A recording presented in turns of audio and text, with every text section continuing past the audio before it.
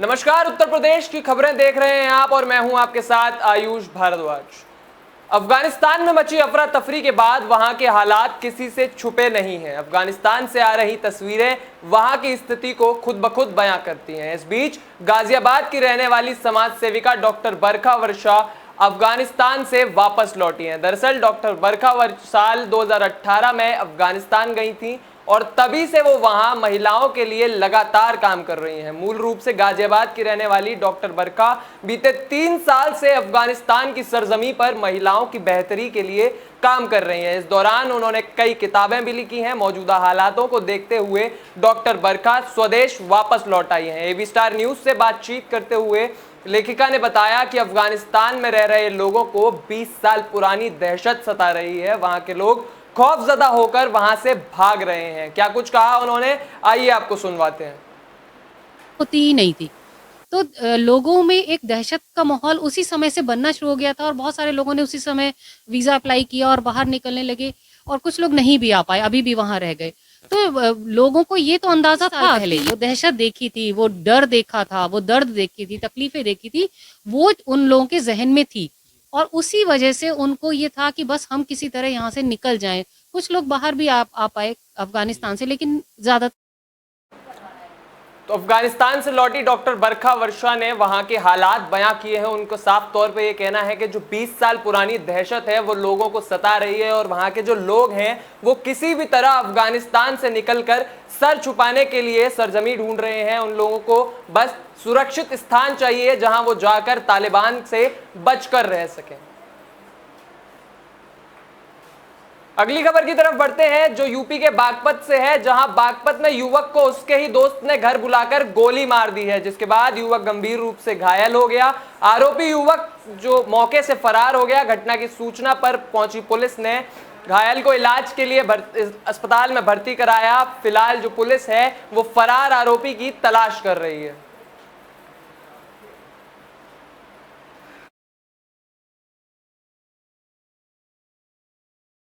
अगली खबर यूपी के मथुरा से आ रही है, जहां मथुरा में यमुना एक्सप्रेसवे पर भीषण हादसा हो गया है, जहां कानपुर से नोएडा जा रही बस एक ट्रैक्टर से टकरा गई है। हादसे में 40 यात्री गंभीर रूप से घायल हो गए, जिसके बाद आनन फानन में स्थानीय पुलिस को मामले की सूचना दी गई। मौके पर पहुंची पुलिस ने ग्रामीणों की मदद से घायल यात्रियों को कड़ी मशक्कत के बाद बस से बाहर निकाला और नजदीकी अस्पताल में भर्ती कराया। तो आपको बताते चले कि यमुना एक्सप्रेसवे पर एक भीषण हादसा हो गया है, जहां नोएडा की ओर जाती हुई एक बस ट्रैक्टर से टकरा गई है, जिसमें बस सवार 40 यात्री बुरी तरह से घायल हो गए हैं, जिनका इलाज नजदीकी अस्पताल में कराया जा रहा है।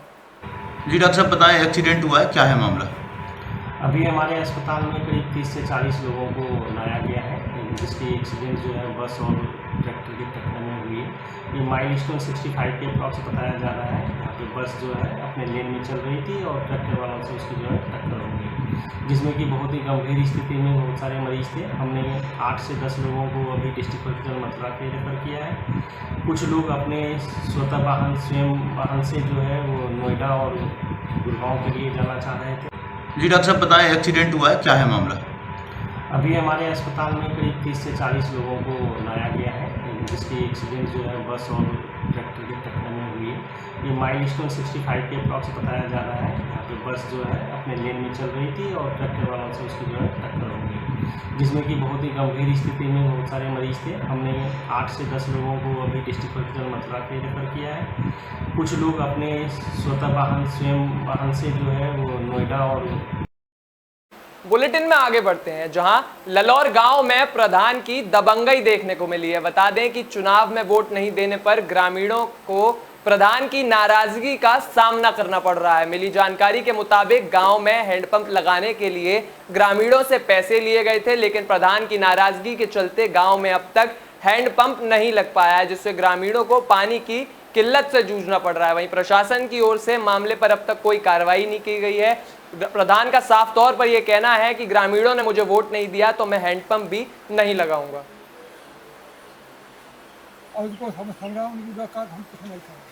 ये समराउन के लिए संभल तो रहा है, क्या दिक्कत आ रही है इसमें?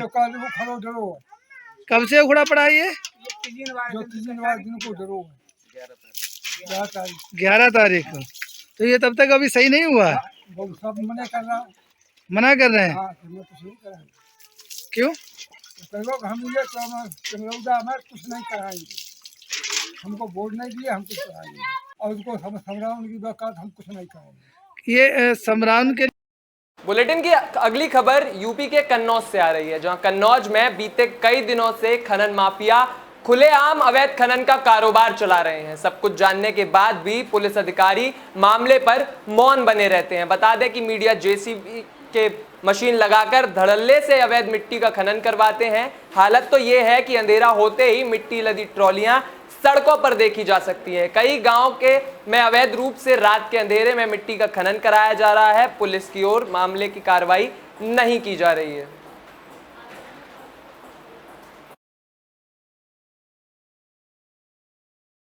अगली खबर यूपी के कानपुर से है, जहां घाटमपुर में सनसनीखेज मामला सामने आया। बीच सड़क पर अपराधी ने एक युवक को गोली मार दी है। मामले को देखकर यह कहना गलत नहीं होगा कि अपराधियों के दिलों से पुलिस का जो खौफ है अब गायब हो चुका है। बता दें कि भरी सड़क पर युवक को मोटरसाइकिल सवार दो अपराधियों ने गोली मार दी, जिसके बाद अपराधी मौके से फरार हो गया। आनन फानन में युवक को नजदीकी अस्पताल में भर्ती कराया गया, जहां डॉक्टरों ने उसे मृत घोषित कर दिया है। दिनांक 18 अगस्त को शाम 7:30 बजे कस्बा घाटमपुर में स्टेशन रोड तिराहे के पास हर्षित सचान सन ऑफ गिरीश सचान की कुछ लोगों द्वारा गोली मार दी गई, जिसकी अस्पताल में जाकर मृत्यु हो गई। शव का पंचायतनामा भर के पोस्टमार्टम हेतु भेज दिया गया है एवं उक्त प्रकरण में थाना घाटमपुर में धारा 147, 148, 149, 302 आईपीसी के तहत अभियोग पंजीकृत। अगली खबर यूपी के आगरा से है, जहां स्वतंत्रता दिवस के मौके पर आगरा की शाही जामा मस्जिद में तिरंगा फहराए जाने का मामला अब तूल पकड़ता जा रहा है। आपको बताते चलें कि तिरंगे का अपमान करने के मामले में इस्लामिया लोकल एजेंसी के चेयरमैन हाजी असलम कुरैशी ने मुफ्ती खुबैब रूमी को शाही जामा मस्जिद से निष्कासित कर दिया है। साथ ही मुफ्ती और उनके बेटे के खिलाफ मुकदमा भी दर्ज करवाया गया है, जिसके बाद असलम कुरैशी के विरोध में मुस्लिम समाज ने पूरा बाजार बंद कर पैदल मार्च निकालने का भी ऐलान किया है। साथ ही साथ देशद्रोह के तहत हाजी असलम कुरैशी को गिरफ्तार करने की भी लगातार मुस्लिम समाज मांग कर रहा है।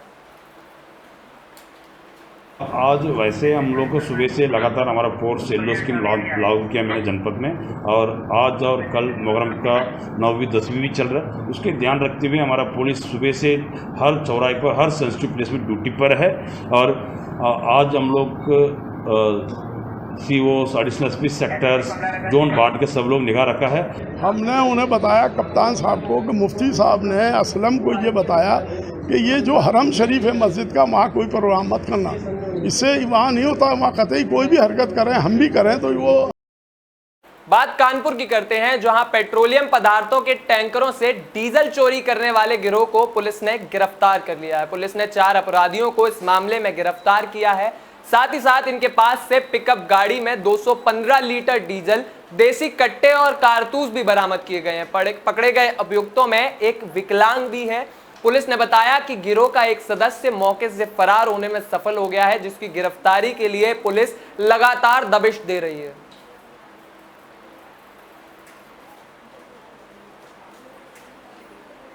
ये गाड़ी लोडर जी सर, किस काम से जा रहे थे? जी सर, जो डीजल देता है मुझको, वो डीजल लेने जा रहे थे। अच्छा, जिसको छोड़ दिया वो कहाँ का था? वो सर उधर रनिया का। उसको कब पकड़ा था? वो कल परसों नाइट में लेके आए थे, तो कल रात को 8 बजे छोड़ दिया गया। उसमें 30 जर्किन मिली है, जिसमें 11 में चोरी का तेल बरामद हुआ है। और उसके साथ ही 2 अभियुक्तों के पास से तमंचा और उनके कार्टेज बरामद हुए हैं। इस तरह एक गैंग जो अंतर जनपदीय गिरोह है, जिसमें जनपद फिरोजाबाद के 2 अभियुक्त, कालपी उरई के 1 अभियुक्त और एक जो है स्थानीय कानपुर देहात का है।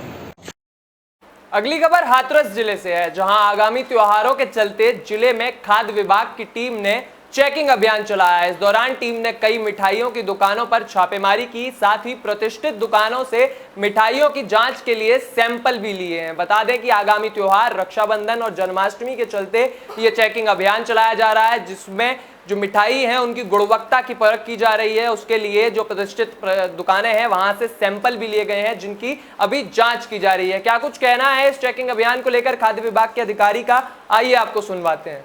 त्योहार में जनमानस को शुद्ध खाद्य पदार्थ मिले, इस उद्देश्य के लिए शासन से आदेश आते हैं।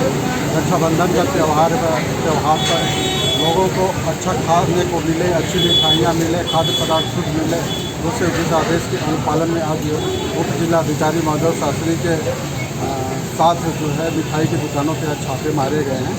राधे स्वीट, कुशवाहा स्वीट, इसके आसपास की अन्य दुकानों पर मिठाइयों के सर्टिफिकेट मारे गए, तो जांच के लिए लाए। जांच रिपोर्ट आने पर आगे की कार्रवाई। सर, जो और भी बाकी दुकानें बची हैं, मिठाई निर्माता इस समय जो है मार्जिन के लिए कोई गलत काम न करे, कोई मिलावट न करे। त्योहार में जनमानस को शुद्ध खाद्य पदार्थ मिले। त्योहारों के मौसम में मिठाइयों में मिलावट की जो खबरें हैं वो लगातार हमारे सामने आती हैं, जिसको लेकर हाथरस की खाद्य विभाग की टीम ने एक सघन चेकिंग अभियान चलाया है, जिसमें उन्होंने प्रतिष्ठित दुकानों से मिठाइयों के सैंपल लिए और साथ ही साथ उनको जांच के लिए लेबोरेटरी भी भेज दिया है। ऐसी ही तमाम खबरों के लिए जुड़े रहिए एबी स्टार न्यूज के साथ। नमस्कार।